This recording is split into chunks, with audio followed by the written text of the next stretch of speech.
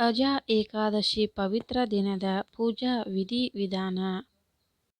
ಪಂಚಾಂಗದ ಪ್ರಕಾರ ಶ್ರಾವಣ ಮಾಸದ ಕೃಷ್ಣ ಪಕ್ಷ ಏಕಾದಶಿ ತಿಥಿಯು ಆಗಸ್ಟ್ 29ರಂದು 1:19 ಮಧ್ಯರಾತ್ರಿ ಪ್ರಾರಂಭವಾಗುತ್ತದೆ ಮತ್ತು ಆಗಸ್ಟ್ 30ರಂದು 1:37 ಮಧ್ಯರಾತ್ರಿ ಕೊನೆಗೊಳ್ಳುತ್ತದೆ. ಅಜ ಏಕಾದಶಿ ವ್ರತವನ್ನು ಆಗಸ್ಟ್ 29ರಂದು ಗುರುವಾರದಂದು ಆಚರಿಸಲಾಗುತ್ತದೆ. ಹಿಂದೂ ಧರ್ಮದಲ್ಲಿ ಅಜ ಏಕಾದಶಿಯಂದು ಉಪವಾಸ ಮಾಡುವುದು ಬಹಳ ಮುಖ್ಯ. ಈ ಏಕಾದಶಿ ದಿನದಂದು ಅಪರೂಪದ ಕಾಕತಾಳೀಯಗಳು ಸಂಭವಿಸುವುದರಿಂದ ಅದರ ಮಹತ್ವವು ಹೆಚ್ಚಾಗುತ್ತದೆ. ಈ ಸಮಯದಲ್ಲಿ ಮಾಡಿದ ಪೂಜೆಗಳು ಮತ್ತು ಆಚರಣೆಗಳು ವಿಶೇಷ ಫಲಿತಾಂಶಗಳನ್ನು ನೀಡುತ್ತವೆ ಎಂದು ನಂಬಲಾಗಿದೆ. ಅಜ ಏಕಾದಶಿಯಂದು ಗ್ರಹಗಳು, ನಕ್ಷತ್ರಗಳು ಮತ್ತು ನಕ್ಷತ್ರ ಪುಂಜಗಳ ವಿಶೇಷ ಸಂಯೋಜನೆಗಳು ಹೆಚ್ಚಾಗಿ ಸಂಭವಿಸುತ್ತವೆ.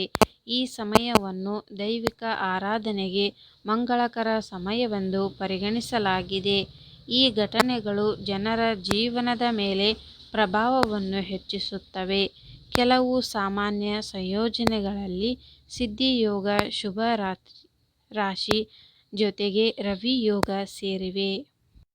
ಶ್ರಾವಣ ಮಾಸದ ಕೃಷ್ಣ ಪಕ್ಷ ಏಕಾದಶಿ ತಿಥಿಯು ಆಗಸ್ಟ್ 29ರಂದು 1:19 ಮಧ್ಯರಾತ್ರಿ ಪ್ರಾರಂಭವಾಗುತ್ತದೆ ಮತ್ತು ಆಗಸ್ಟ್ 30ರಂದು 1:37 ಮಧ್ಯರಾತ್ರಿ ಕೊನೆಗೊಳ್ಳುತ್ತದೆ. ಉದಯ ತಿಥಿ ಪ್ರಕಾರ ಅಜ ಏಕಾದಶಿ ವ್ರತವನ್ನು ಆಗಸ್ಟ್ 29 ಗುರುವಾರದಂದು ಆಚರಿಸಲಾಗುತ್ತದೆ. ಈ ವರ್ಷದ ಏಕಾದಶಿಯ ವಿಶೇಷವೆಂದರೆ ಅಜ ಏಕಾದಶಿಯ ದಿನ 3 ಶುಭ ಯೋಗಗಳಿಗೆ ಸಾಕ್ಷಿಯಾಗಿದೆ.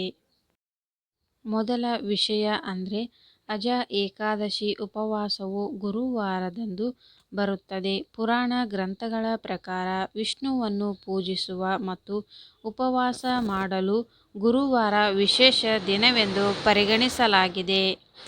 ಎರಡನೆಯ ಕಾಕತಾಳೀಯೆಂದರೆ ಅಜ ಏಕಾದಶಿ ದಿನದಂದು ಸರ್ವಾರ್ಥ ಸಿದ್ಧಿ ಯೋಗ ಉಂಟಾಗುತ್ತದೆ.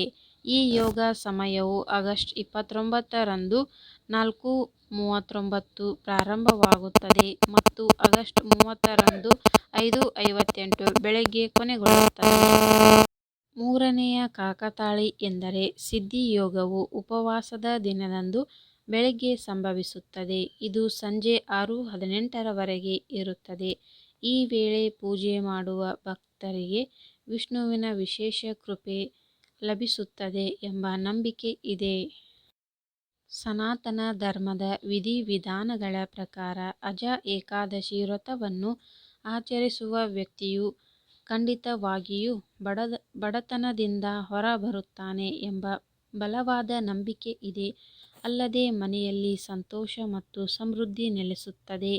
ಅಜ ಏಕಾದಶಿ ವ್ರತವನ್ನು ಆರ್ಥಿಕ ಮುಗ್ಗಟ್ಟು ಅಥವಾ ಸಾಲದ ಹೊರೆ ಇರುವವರು ಆಚರಿಸಬೇಕು. ಶ್ರೀಹರಿಯು ಕೃಪೆಯಿಂದ ಮನುಷ್ಯ ಆರ್ಥಿಕ ಸಂಕಷ್ಟದಿಂದ ಮುಕ್ತನಾಗಬಹುದು. ವಿಧಿವಿಧಾನಗಳ ಪ್ರಕಾರ ವಿಷ್ಣುವನ್ನು ಪೂಜಿಸುವುದರಿಂದ ಪಾಪನಾಶ ಮತ್ತು ಮರಣ ನಂತರ ಸ್ವರ್ಗ ಪ್ರಾಪ್ತಿಯಾಗುತ್ತದೆ. ಈ ಮಾಹಿತಿ ನಿಮಗೆ ಇಷ್ಟವಾದಲ್ಲಿ ಒಂದು ಲೈಕ್ ಮಾಡಿ ಹಾಗೂ ಸಬ್ಸ್ಕ್ರೈಬ್ ಮಾಡಿಕೊಳ್ಳಿ. ಇಂತಹ ಯೂಸ್ಫುಲ್ ವಿಡಿಯೋದೊಂದಿಗೆ ಮತ್ತೆ ಸಿಗೋಣ. ಈ ವಿಡಿಯೋ ಕೊನೆತನಕ ನೋಡಿದ್ದಕ್ಕೆ ನಿಮಗೆಲ್ಲರಿಗೂ ಧನ್ಯವಾದಗಳು.